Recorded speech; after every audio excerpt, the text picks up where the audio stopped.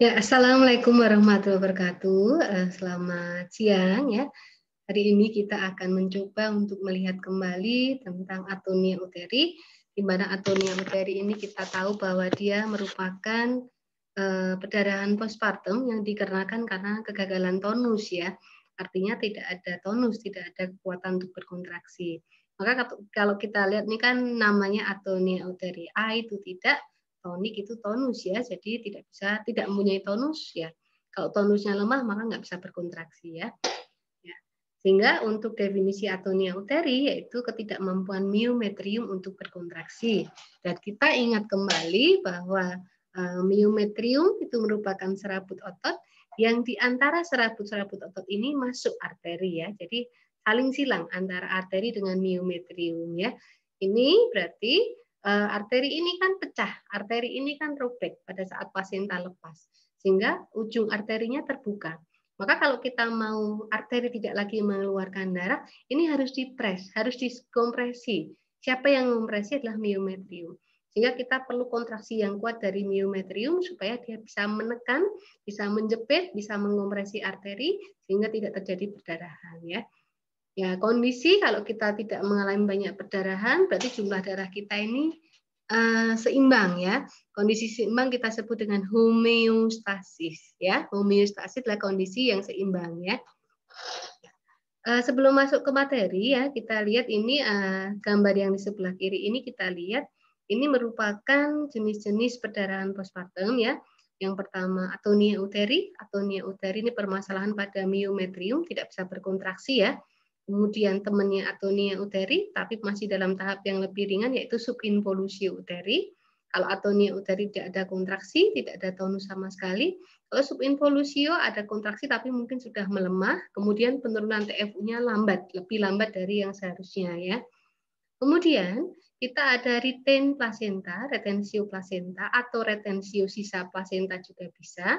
Ini kondisi ini kalau kita lihat placentanya nggak bisa keluar, nggak bisa lepas, atau bisa lepas tapi nggak bisa keluar ya, dengan berbagai macam diagnosa retensio placenta.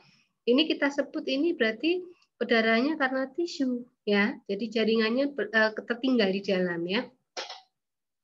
Kemudian kita ada trauma, kita lihat ada beberapa lokasi yang berpotensi mengalami laserasi yaitu serviks, kemudian ada vagina dan ada daerah perineum. Yang terakhir adalah kita lihat ada gambar pembuluh darah. Di sini disebutkan sebagai disseminated intravascular coagulation ya. Jadi di sini ada gangguan pembekuan darah. Biasanya dipredisposisi karena faktor pembekuan darah yang dimiliki ibu sudah berkurang dan banyak sampah-sampah metabolisme pembekuan darah yang menghalangi sisa faktor pembekuan darah untuk bekerja. Ya. Kemudian kita lihat gambar yang di sebelah kanan gitu ya. Di sini ada gambar yang menunjukkan kejadian atonia uteri, tapi di gambar yang paling atas ini menunjukkan bahwa ini proses kontraksi yang normal.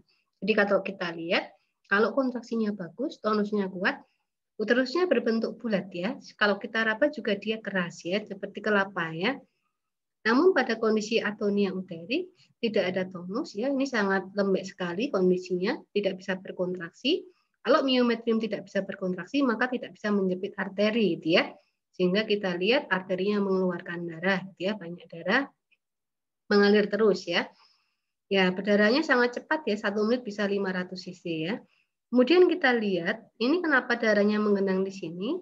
Satu, karena tidak ada usaha kontraksi untuk mendorong darahnya keluar. Yang kedua, karena ibunya ini kan kalau postpartum pasti berbaring ya, sehingga menyebabkan darahnya tidak mengalir keluar. Darah yang nggak mengalir keluar ini nanti akan menggumpal.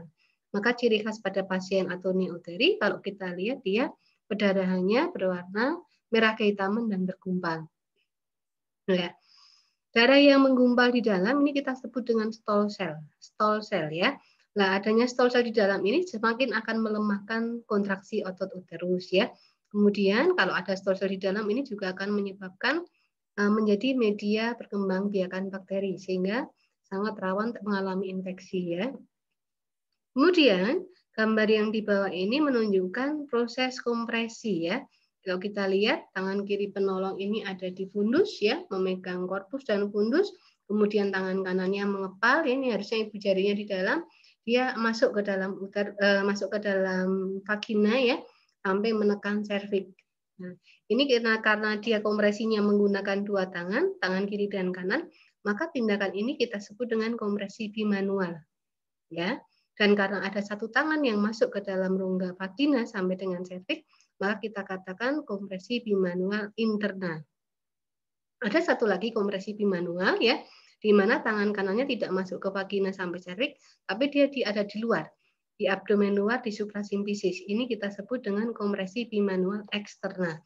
Jadi ada internal dan ada eksternal. Ya, ini yang tadi kita lihat bahwa myometrium yang kontraksinya bagus akan memicu kompresi, menekan arteri gitu ya, sehingga arteri tidak lagi mengeluarkan banyak darah dan tercapai homeostasis, keseimbangan cairan di tubuh kita ya. Kemudian di sini kita lihat ada istilah ya, ada perdarahan postpartum primer, postpartum hemorrhagic primer, dan postpartum hemorrhagic sekunder. Jika perdarahannya terjadi dalam 24 jam pertama, atau kita katakan ibu ini mengalami perdarahan lebih dari 500 cc dalam 24 jam pertama, maka kita katakan ibunya mengalami postpartum hemorrhagic primer atau perdarahan postpartum primer. Namun jika perdarahannya terjadi dengan jumlah yang melebihi normal setelah hari pertama, setelah 24 jam pertama, sampai dengan selama 6 minggu postpartum, maka kita katakan sebagai postpartum hemorrhagic sekunder. Perdarahan postpartum sekunder ya. Nah, kemudian ada lagi ya. Jadi perdarahan itu dibagi dua, ada yang perdarahan saja, perdarahan postpartum saja, tapi juga ada yang menyatakan sebagai kondisi yang parah, severe. Kalau parah ini berarti didefinisikan ada kondisi-kondisi ini, bisa salah satu atau biasanya kalau satu turun yang lainnya juga mengikuti mengalami perubahan ya. Jadi ada yang pertama penurunan kadar hematokrit ya, lebih sama dengan 10% dari kadar hematokrit ibu sebelum melahirkan. Ya, jadi idealnya memang sebelum melahirkan darahnya dicek, melihat juga jumlah hematokritnya. Kemudian setelah dia melahirkan, kalau perdarahan dicek juga apakah terjadi penurunan kadar hematokrit sampai mencapai lebih sama dengan 10% atau tidak. Kemudian ibu jika kehilangan darah lebih dari 1.500 ya, atau HB-nya turun lebih sama dengan 4 gram persen per desiliter, atau ibunya sampai diberikan transfusi darah lebih sama dengan 4 unit kantong darah. 1 unit kantong darah meningkatkan HB menjadi 0,75 sampai 1 gram persen per desiliter. Jadi sebenarnya hampir sama ya. Jadi kalau HB-nya turun lebih sama dengan 4 gram, ya sama dengan kalau dia memerlukan transfusi darah lebih sama dengan 4 kantong darah ya. Satu kantong darah isinya 250 mili. 250 mili ini meningkatkan tadi kadar HB 0,75 gram persen per desiliter sampai 1 gram persen per desiliter ya. Kemudian kita ada tanda klinik dan diagnosis ya. Di sini yang pertama pasien yang perdarahan dia akan hipotensi. Kenapa hipotensi? Karena jumlah volume darahnya berkurang ya, sehingga mengurangi cardiac output, mengurangi jumlah darah yang masuk ke jantung dan juga mengurangi jumlah darah yang akan dipompa oleh jantung ya. Kemudian kalau jumlah darahnya berkurang, berarti nanti suplai oksigen ke jaringan akan berkurang. Ini akan memicu peningkatan frekuensi denyut nadi. Jadi denyut nadinya menjadi cepat ya, cepat tapi kalau diraba sangat lemah, hampir tidak teraba gitu ya. Cuman frekuensinya cepat tapi nggak teraba ya. Kalau cepat kan tadi respon untuk memenuhi oksigen ke seluruh tubuh. Tapi kalau lemah ya karena volume darahnya kan nggak ada, yang mengisi pembuluh darahnya tidak ada, berkurang banyak, maka dia kekuatannya akan sangat lemah. Yang ketiga ya, tentu kalau perdarahan yang hilang bukan hanya sel darah, tapi plasma juga hilang. Plasma ini sebagai salah satu pembentuk untuk produksi urin. Berarti kalau plasmanya hilang karena perdarahan, produksi urinnya juga akan berkurang. Anemia sangat jelas ya, kalau perdarahan sel darahnya hilang, berarti HB-nya juga ikut hilang. Yang perlu diwaspadai ya, ini mungkin kalau kita punya pasien hipertensi, preeklamsia ya, kalau sebelum melahirkan dia tensinya normal, kalau sebelum melahirkan tensinya tinggi, tapi setelah melahirkan menjadi normal, normotensi itu tensinya normal ya, tapi ibunya juga mengalami perdarahan, maka kita harus hati-hati, kemungkinan ibunya sudah mengalami pengenceran darah, hemokonsentrasi ya, volume darahnya sudah berkurang ya. Oke. Ciri-ciri nanti tidak selalu menjadi patokan pertama. Yang patokan pertama adalah hipotensi ya. Jadi kalau kita ingat lagi ada tanda-tanda hemodinamika ya. Yang pertama adalah tensinya turun, hipotensi, nadinya cepat tapi lemah, kemudian kesadaran menurun. Kemudian yang terakhir nanti kalau kita raba akral bawah, ekstremitas bawah, kakinya teraba dingin ya, lembab, berkeringat ya. Ya. Oke, tapi nanti tidak bisa dipegang sendiri, dia harus dikomparasi dengan hipotensi, dengan produksi urin ya. Maka kalau ibunya habis berdarahan, segera mungkin bisa dipasang kateter, kita pasang kateter, karena kita mau melihat ya bahan cairan di tubuhnya bagaimana, apakah masih seimbang atau kekurangan ya. Kemudian peningkatan nadi, ya ini oke ya. Pada perdarahan yang masih sedikit nadinya juga bisa meningkat ya, tapi tidak apa-apa, ini justru menguntungkan kita ya. Ya, pada kondisi hipovolemia, nadinya sebenarnya awalnya bisa cepat, kemudian dia kembali capek ya, karena tidak ada lagi yang dipompa, kurang energi juga pada pembuluh darahnya, pada aliran darahnya, maka aliran darahnya, nadinya bisa menjadi lebih lambat ya. Kemudian kalau kita melihat jumlah perdarahan, tidak boleh langsung percaya pada jumlah perdarahan yang terlihat ya, karena posisi ibu kita lihat tadi kan ibunya tadi berbaring. Kalau berbaring itu kemungkinan besar darahnya nggak semua mengalir keluar. Maka kalau kita mengestimasikan jumlah perdarahan bisa 2 kali lipat dari jumlah perdarahan yang sebenarnya terjadi. Ya, jadi kalau misalnya, oh ini kayaknya 500 cc yang keluar, nah, kemungkinan perdarahannya bisa 1000 cc ya.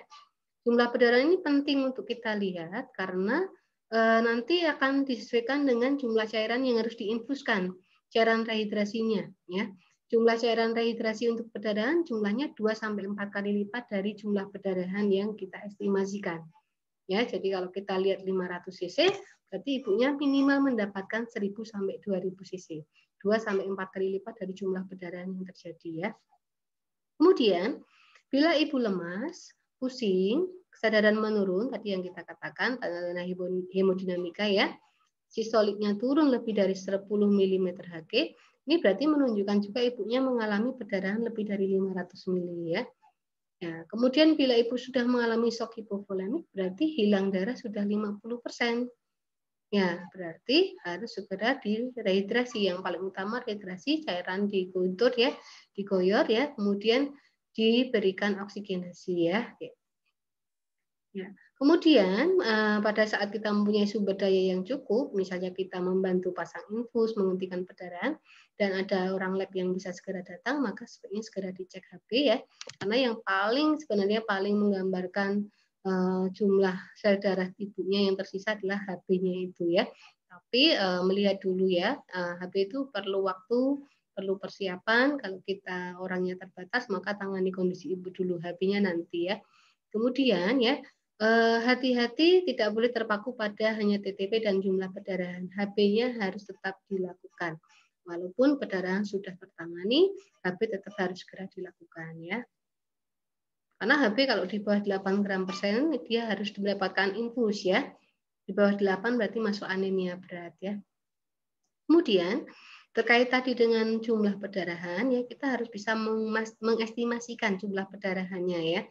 Ini adalah standar internasional, walaupun nanti pada kondisi di lahan mungkin produksi yang oleh pabrik yang berbeda, bahan yang berbeda, mungkin ada beberapa senti beda ukuran, tapi paling enggak ini kita bisa pegang untuk patokan ya, geser-geser dikit tidak masalah ya. Karena kalau dulu itu kita menggunakan banyak metode, misalnya kain jarik sebelum dipakai ditimbang, setelah dipakai ditimbang gitu ya, nanti akan dilihat selisihnya berarti itu perdarahan gitu ya, dan seterusnya ya. Ada yang pakai gelas ukur, nanti dilihat darah yang membasahi berapa, diambil pakai bengkok masuk gelas ukur, kita lihat berapa sisinya. Itu perlu waktu ya, jadi kurang efisien ya. Jadi kita bisa menggunakan standar yang ini, satu kain jarik 500 cc, satu bebalut maternity 200 cc, satu pembalut biasa 100 cc, kemudian untuk underpad setengah itu 500, yang penuh 1000 cc. Jadi setengah underpad itu sama dengan satu kain jarik, juga sama dengan sarung. Di sini belum saya tuliskan ya. Sarung itu kalau dipotong kan lebarnya sama dengan jarik ya. Jadi jarik, sarung, setengah underpad itu sama-sama 500 cc, satu underpad dia 1000 cc, satu pembalut maternity yang panjangnya bisa mencapai 40 cm ke atas itu 200 cc, satu pembalut regulernya 100 cc ya. Nah, nanti tinggal kita kompilasikan.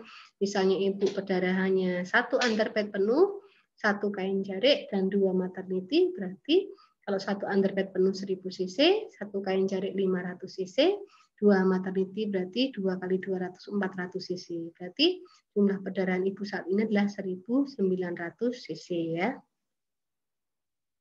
Ya. Kemudian faktor pencetus terjadinya atonia uteri banyak sekali ya. Ya, ada yang pertama multiple pregnancy. Multiple pregnancy itu apa? Multiple pregnancy itu dia janinnya lebih dari satu atau gemeli atau kembar ya, dan hidramnion ya. Kondisi gemeli, kondisi hidramnion ini tentu isi uterusnya semakin banyak, semakin besar. Otomatis otot uterus akan teregang lebih besar, lebih lebar. Nah, karena otot uterus yang teregang lebih besar atau kita sebut dengan overdistensi rahim ya, peregangannya berlebihan, ini menyebabkan tonus miometriumnya menjadi kendor atau lemah sehingga tidak bisa berkontraksi, tidak bisa menjepit arteri ya. Kemudian yang kedua, janin besar, partes lama atau partes macet, ini tentu diperlukan waktu yang lebih lama, kontraksi lebih lama. Kalau kontraksi lebih lama berarti energi yang digunakan juga lebih lama ya, sehingga nanti pada saat bayinya sudah lahir karena akibat penggunaan energi yang lebih lama, ibunya bisa mengalami kekurangan energi, kurang glukosa di jaringan itu, kurang oksigen di jaringan miometrium, sehingga pasca persalinan kontraksinya sudah jelek ya. Kemudian induksi dan partes precipitatus ya. Induksi dan partes precipitatus ini kesamaannya adalah kontraksinya terjadi berlebihan. Lebih lama kontraksinya, retraksinya lebih pendek ya. Kemudian lebih kuat. Nah, ini menyebabkan sama kelemahan tonus otot, kelelahan ya. Penggunaan energinya berlebihan. Ini sama dengan janin besar dan partes lama tadi ya. Kemudian partes dengan paksaan. Ya, partes dengan paksaan ini rahim dipaksa berkontraksi lebih kuat, ya sama dengan induksi tadi ya, bisa dengan oksitoksin, bisa dengan misoprostol ya, bisa dengan ergometrin, ya, prostaglandin gitu ya. Atau ada satu perasat yang sangat berbahaya yaitu pada saat kala 2, pada saat kala 1 dan kala 2, terutama kala 2 ini ada partnernya diminta menekan fundus ya. Jadi fundusnya didorong supaya bayinya maju lebih cepat. Nah, ini akan mengganggu atau merusak dari jaringan miometrium. Kalau jaringan miometriumnya rusak, tentu kontraksinya akan terganggu ya. Kemudian penggunaan MgSO4 pada preeklamsia ya. Magnesium sulfat ini dia mencegah kejang dengan cara menurunkan sensitivitas dan merelaksasikan miometrium. Nah, ini ternyata mempengaruhi juga saraf yang ada di miometrium ya. Jadi saraf miometriumnya menjadi lemah ya. Kemudian dia menjadi rileks miometriumnya ya. Sehingga tidak bisa terjadi kontraksi dengan baik ya. Kemudian anestesi SC, ya anestesinya ini mengurangi sensitivitas miometrium terhadap rangsangan hormon untuk berkontraksi ya, sehingga tidak bisa terjadi kontraksi. Kemudian ada plasenta previa ya. Nah, ini plasenta previa berarti implantasi plasenta tidak di korpus ya, tidak daerah fundus, tidak di korpus mendekati fundus, dia di bawah ya. Seperti kita tahu bahwa jaringan uterus yang paling tebal adalah yang di atas, di korpus mendekati fundus ya. Sehingga kalau plasenta yang berimplantasi di korpus mendekati fundus, setelah dia lepas, di situ banyak jaringan ototnya dapat berkontraksi dengan kuat untuk menekan arteri yang pecah karena plasentanya lepas tadi. Tapi kalau implantasinya ada di bawah, di situ miometriumnya, jaringan ototnya tipis sehingga kontraksinya nggak kuat, sehingga arterinya tidak terkompresi dengan baik ya, perdarahan ya. Kemudian ada abrupsio plasenta, atau solusio plasenta sama. Ini intinya adalah plasenta lepas sebelum janinnya lahir ya. Ya, ini kalau terjadi abrupsio atau solusio plasenta, dia perdarahannya banyak tapi nggak keluar ya. Sehingga kalau banyak nggak keluar ini dia akan darahnya kan menggumpal di dalam, terjadi stall cell. Stall cell ini akan menekan miometrium dan saraf sehingga melemahkan tonus otot miometrium. Ya, sehingga Dan ini juga kalau dia mengalami solusio plasenta, perdarahannya banyak, nggak segera selesai, nanti ibunya mengalami anemia, HB-nya rendah. HB-nya rendah ini akan menyebabkan oksigen yang ke jaringan kurang, sehingga oksigennya tidak cukup untuk dibuat menjadi energi, akhirnya kontraksinya juga terganggu ya. Kemudian ruptur uterin, ini jelas seperti kalau kita bicarakan kemarin di ruptur uteri bahwa jaringan yang trauma, jaringan yang terluka itu tonusnya menjadi lembek, maka nggak bisa berkontraksi. Kemudian terakhir retensio sisa plasenta, ini adanya sisa plasenta yang menghalangi miometrium berkontraksi ya. Ya biasanya kalau dia gangguan kontraksinya nanti pada saat ukuran uterusnya mengecil sesuai dengan sisa plasenta yang tertinggal, ukuran sisa plasenta yang tertinggal. Biasanya kalau retensi sisa plasenta di hari-hari awal dia kontraksinya bagus, TFU-nya bagus ya, tidak terjadi perdarahan, tapi nanti ya beberapa hari kemudian baru dia akan terjadi gangguan kontraksi pada saat ukuran uterusnya mengecil sesuai dengan ukuran dari sisa plasenta yang tertinggal.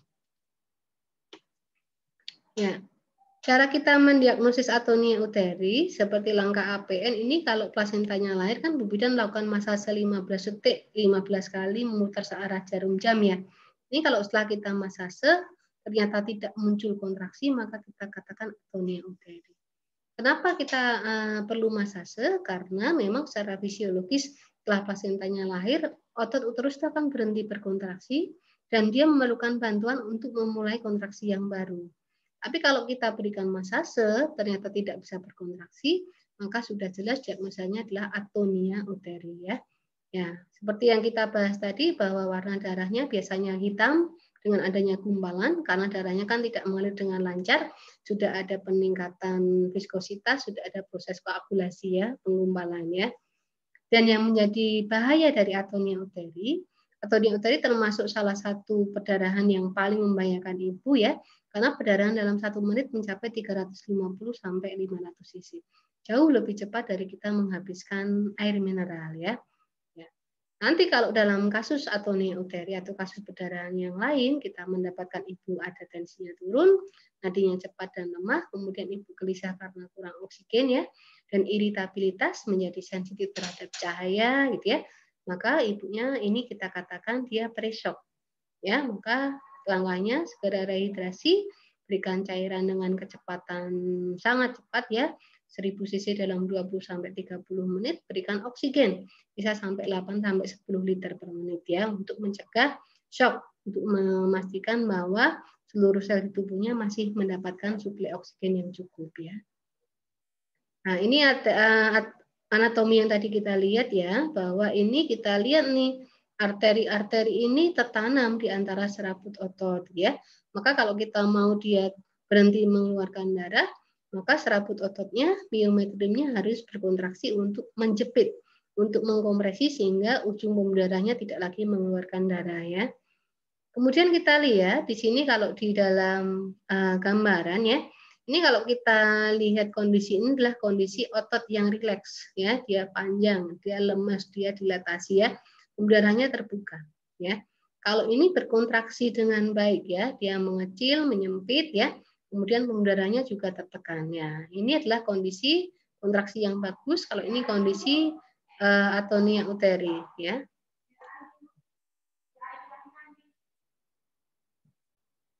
Ya, ini kalau kita lihat, ini adalah perbedaan antara otot yang berkontraksi dengan kuat, ya, ini pembuluh darahnya terjepit, dan yang ini adalah otot yang dia rileks, ya. Rileks itu dalam hal ini berarti jelek, ya, tonusnya lembek, dia dilatasi, ya, melebar, sehingga pembuluh darahnya nggak terjepit dengan baik, ya. Kemudian kita masuk ke tahap pertama pada saat kita menemukan pasien dengan perdarahan apapun sebenarnya ya, yaitu langkahnya adalah stabilisasi, menstabilkan kondisi pasien. Inti stabilisasi adalah yang pertama adalah sirkulasi darah, yang kedua adalah oksigen ya. Ya, harus kita ingat bahwa tujuan kita menolong bukan hanya pasiennya hidup, tapi harus minim komplikasi juga ya. Jangan sampai pasiennya selamat dari perdarahan, tapi di kemudian hari datang dengan anemia berat, ya, dengan sindrom Sheehan dan sebagainya, ya. Sehingga tindakan dilakukan haruslah tepat sesuai dengan apa yang harus kita lakukan, sesuai dengan SOP dan cepat. Harus sama-sama ini dikombinasikan antara tepat dan cepat untuk memperoleh hasil yang maksimum. Maksimum berarti ibunya sehat, selamat, kemudian tanpa komplikasi, tanpa sekuel, tanpa gejala sisa di belakang ya. Nah, ini agak kelihatannya rumit ya, tapi nggak rumit sebenarnya ya. Ini kalau kita lihat, kalau pada kondisi perdarahan yang berat, volume darahnya akan turun ya. Volume darah berkurang, tensinya turun, cardiac output, darah yang harus dipompa jantung juga berkurang ya.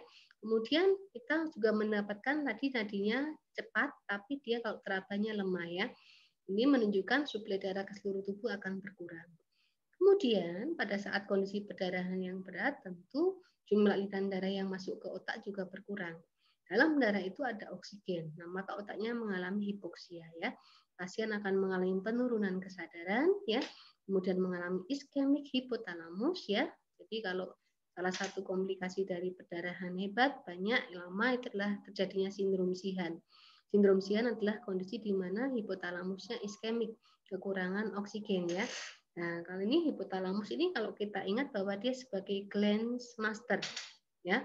Gland master berarti dia adalah kelenjar utama dalam tubuh kita yang mampu mengkoordinasikan kelenjar-kelenjar lain dalam tubuh kita untuk berfungsi dengan baik. Sehingga kalau hipotalamusnya mengalami iskemik, dia susah mengkoordinasikan. Dia susah memerintahkan hipofise produksi FSH, LH, yang nantinya terjadi infertil ya. Dia susah memerintahkan hipofise untuk produksi prolaktin, yang akhirnya nanti akan terjadi gangguan produksi ASI, susah memerintahkan hipofise posterior juga untuk produksi oksitosin, ASInya juga tidak mengalir dengan lancar, kontraksinya menjadi buruk dan seterusnya ya. Kemudian perdarahan yang berat ini menimbulkan hipoksia sel, selnya kekurangan oksigen ya.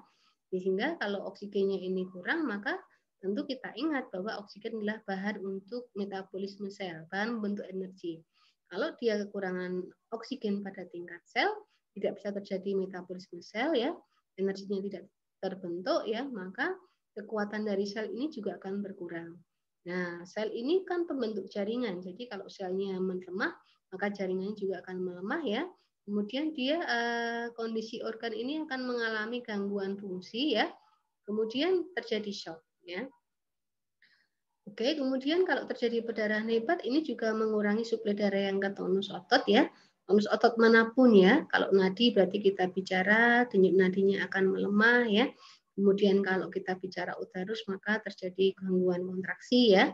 Kemudian kalau perdarahan yang banyak yang terakhir tentu dia menggunakan faktor pembekuan darah ya, otomatis faktor pembekuan darah yang tersisa akan menurun ya. Dan setiap kali terjadi aktivasi faktor pembekuan darah kalau ada perdarahan, ini akan menghasilkan namanya sampah metabolisme yaitu hancuran fibrinogen fibrin. Nah, seharusnya kalau terjadi perdarahan banyak, kalau kita masih punya faktor pembekuan darah sedikit yang tersisa, ini masih bisa bekerja. Namun dengan adanya hancuran fibrinogen fibrin ini akan menghambat bekerjanya faktor pembekuan darah ya. Jadi sudah sedikit faktor pembekuan darah masih dihambat ya, sehingga kalau masih ada luka yang perlu aktivasi faktor pembekuan darah untuk menyumbat untuk menghentikan perdarahan, ternyata akan terjadi kegagalan ya, ibunya mengalami perdarahan karena gagal pembekuan darah atau kita sebut dengan koagulopati ya. Untuk pengaturan posisi tubuh pada pasien perdarahan, kita ingat darah itu punya berat jenis, dia ikut gaya gravitasi ya. Sehingga untuk melawan gaya gravitasi ya, maka sumber perdarahan ini harus diatur lebih tinggi dari jantung. Sehingga setiap kali jantung mompa tidak langsung masuk ke uterus langsung keluar enggak. Jadi posisinya nanti panggulnya harus dibuat lebih tinggi dari jantung. Sehingga darah yang dibobot dari jantung tidak mudah keluar dari uterus keluar ya. Posisi yang pertama berarti sumber perdarahan, kalau kita bilang uterus atau panggul, maka panggulnya harus lebih tinggi dari jantung. Diganjal panggulnya dengan ganjal yang nyaman untuk pasien ya. Kemudian jantungnya tidak boleh lebih rendah dari otak. Ingat bahwa otak ini organ vital dari tubuh kita ya. Dia memerintahkan semua organ untuk bekerja, memerintahkan semua kelenjar untuk bekerja ya. Sehingga otak tidak boleh kekurangan oksigen ya. Jantung ini secara fisiologis letaknya lebih rendah dari otak. Maka untuk membantu supaya aliran darah ke otak tetap cukup, maka kita harus pastikan posisi kepala paling tidak sama rata dengan jantung. bantalnya dilepas untuk membantu supaya suplai darah yang ke otak tetap terjaga ya.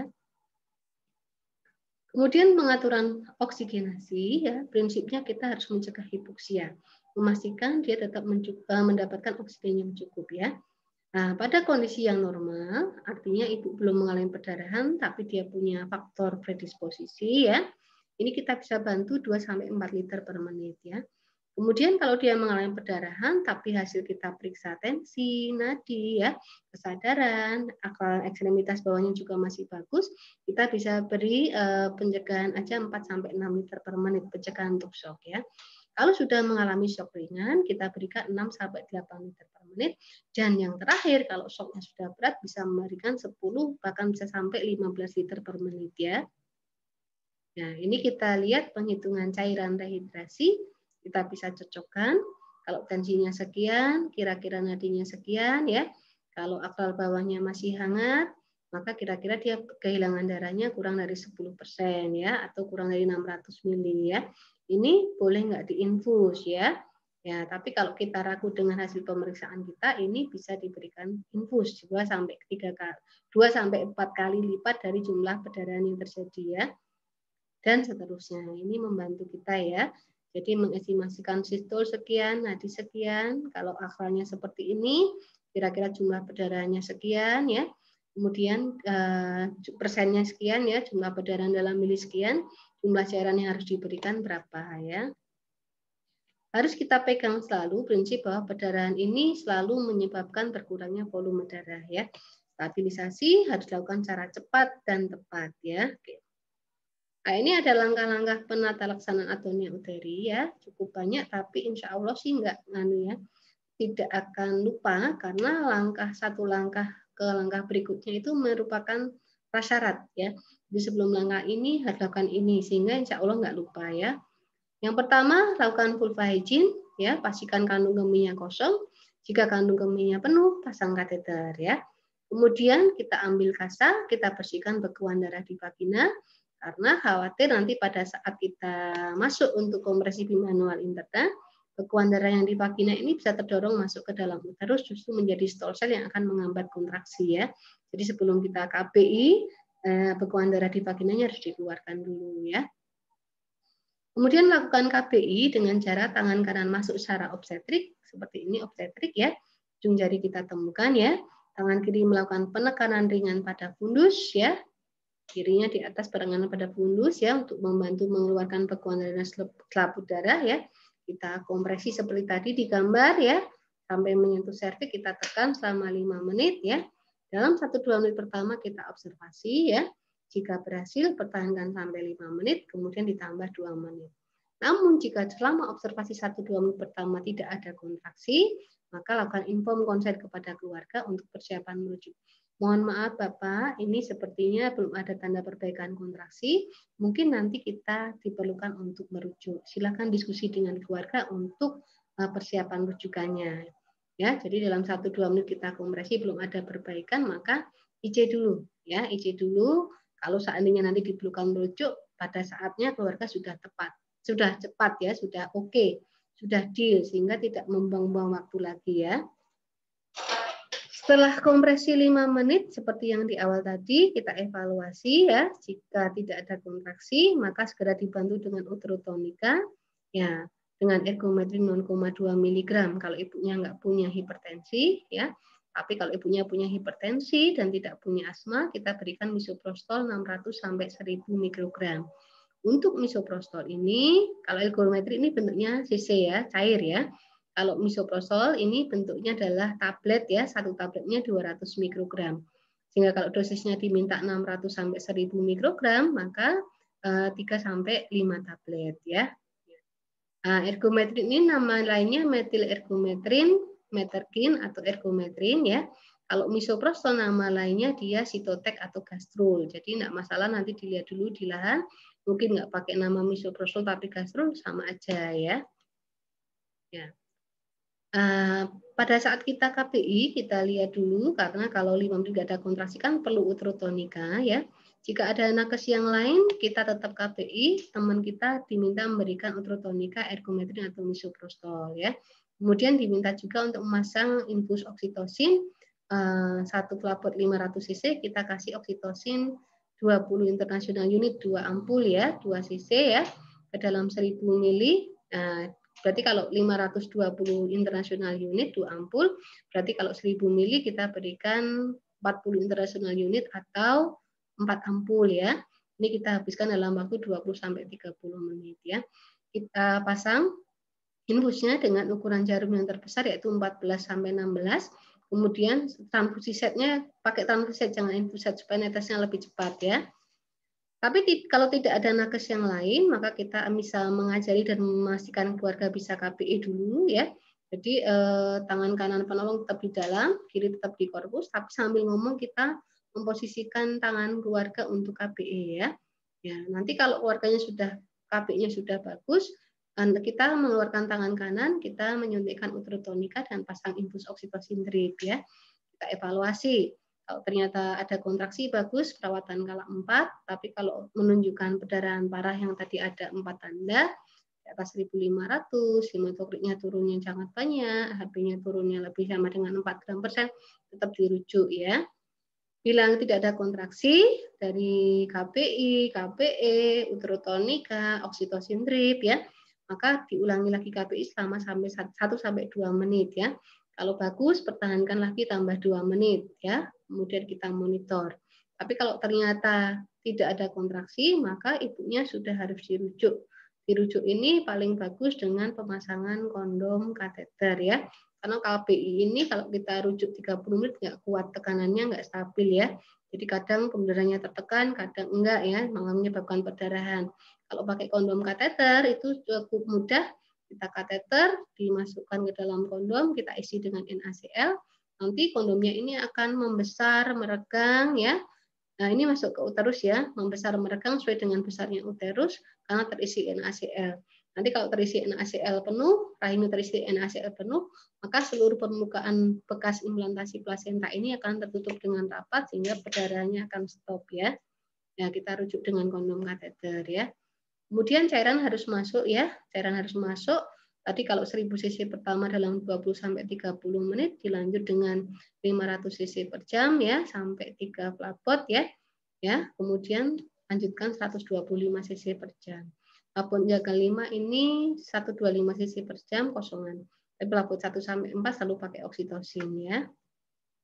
Ya, demikian untuk penjelasan atonia uteri. Besok saya kirimkan video demonstrasi untuk atonia uterinya ya. Penanganan atonia uteri. Terima kasih. Wassalamualaikum warahmatullahi wabarakatuh.